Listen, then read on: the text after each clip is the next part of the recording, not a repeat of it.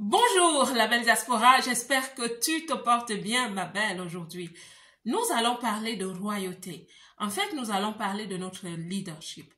Et le niveau le plus élevé du leadership sur cette terre est la royauté. Quand on parle de roi et de reine, franchement, tout le monde se prosterne parce que les rois passent. Et c'est Dieu qui a défini les choses comme ça. Au niveau divin, on parle de la royauté.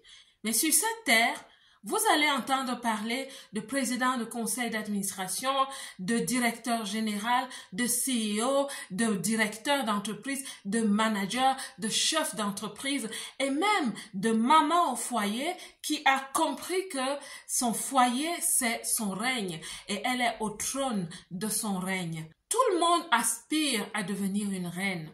Et quand je parle de reine, c'est pas reine sur un royaume étatique, pas forcément, mais la royauté de ta vie, le droit d'aînesse de ta vie, la royauté de ton monde. Ça veut dire que quand tu es épouse, tu prends la place, tu es en charge en tant qu'épouse. Quand tu es entrepreneur et tu es en charge. C'est ça la royauté, mes belles, le leadership. Mais la vérité est que toutes n'atteignent pas leur leadership. Toutes n'atteignent pas leur royauté. Il y a plusieurs trônes qui sont vides.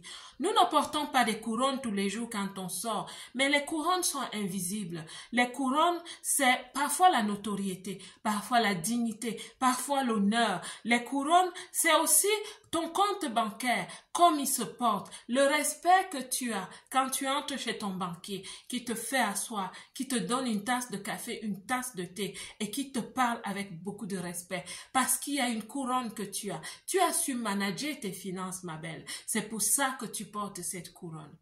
Seulement, avant de parler de royauté, on passe par le travail qui nous amène à la royauté. Je vais vous donner l'exemple d'une personne. Je vais faire allusion à la Bible ici, que ça ne vous dérange pas, mais c'est un personnage qui est vraiment inspirant. C'est une femme qui s'appelait d'abord Hadassa et qu'on a fini par appeler Esther. C'est une fille qui était orpheline. Son histoire est difficile. Son parcours est compliqué. Un peu comme celui de nous dans la diaspora. Nous avons des histoires difficiles. Nos parcours ne sont pas aisés. Mais nous sommes appelés à prendre notre royauté, à travailler sur notre dignité, à travailler sur notre honneur, à travailler sur notre destin, un destin mérité, un beau destin. Parce que ma belle, je sais que plusieurs d'entre vous, vous avez des rêves. Moi aussi, j'ai des rêves. Nous avons toutes de grands rêves. Et ces rêves, ils ne viennent de nulle part, ils viennent de notre cœur. Mais parfois, ce n'est pas facile. C'est pas facile de réaliser ces rêves. Et pourquoi? Dans cette vidéo, je vais vous donner l'une des raisons. Et peut-être la raison essentielle pourquoi plusieurs d'entre nous ne réalisons pas nos grands rêves et ne pouvons pas porter cette couronne ou ces couronnes qui concernent nos vies. Certains piliers de nos vies sont brisés. Pourquoi? Parce que nous n'avons pas fait ce que je vais vous dire dans cette vidéo. Écoutez jusqu'à la fin parce que je vous parle aussi d'une opportunité. Si tu souhaites réussir dans ta vie, tu dois travailler sur la personne que tu es. Une identité brisée ne réussit rien du tout, ma belle. Une identité qui est confuse ne réussit rien de bon. Je suis désolée de le dire. Je suis passée par là, je vous parle par expérience. Il y a un travail que chacune de nous doit faire sur elle. Et c'est pour ça que je te dis, écoute jusqu'à la fin. Tu peux restaurer ton identité.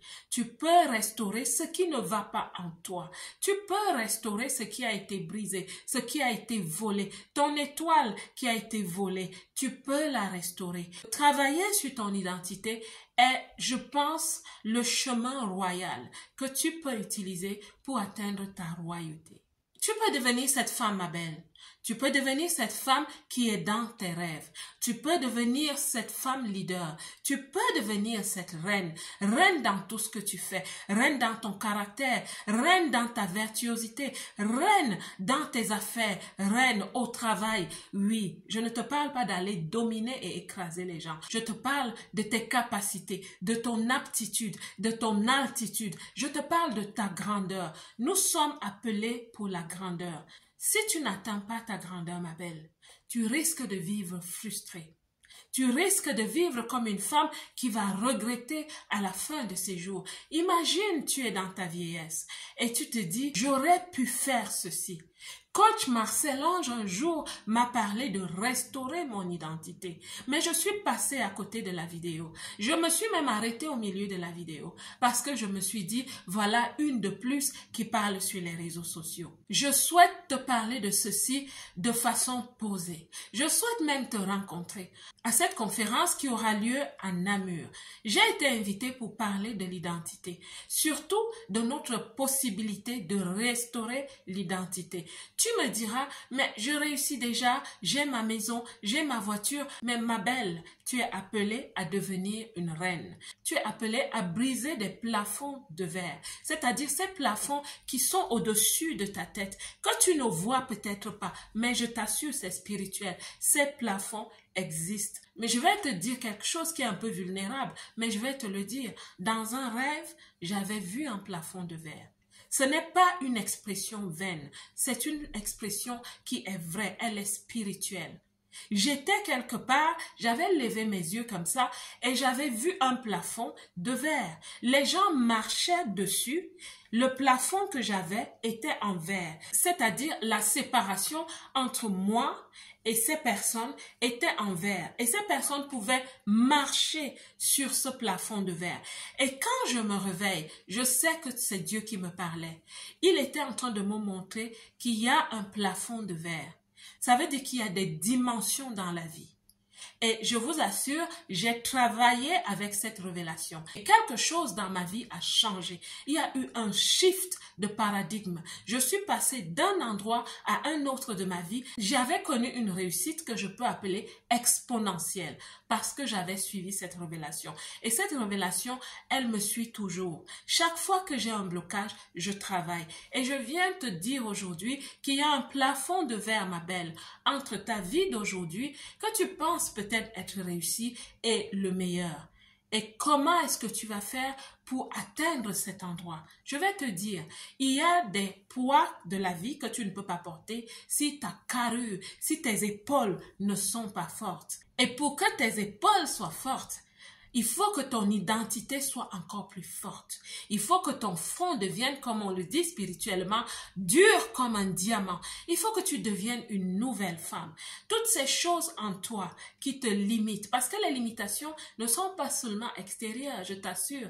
C'est en nous, c'est notre caractère, c'est notre personnalité. C'est ce que nous faisons mal parfois qui nous ferme les portes. Donc, viens à Namur le 28 septembre. Cette conférence sera avec un parterre de dirigeants, de leaders, d'entrepreneurs. Oui, j'ai eu l'honneur d'être invitée parce que le message est prêt. Il est prêt parce que je travaille moi-même sur cela, sur cette façon de voir la vie. Je t'invite à venir à Namur.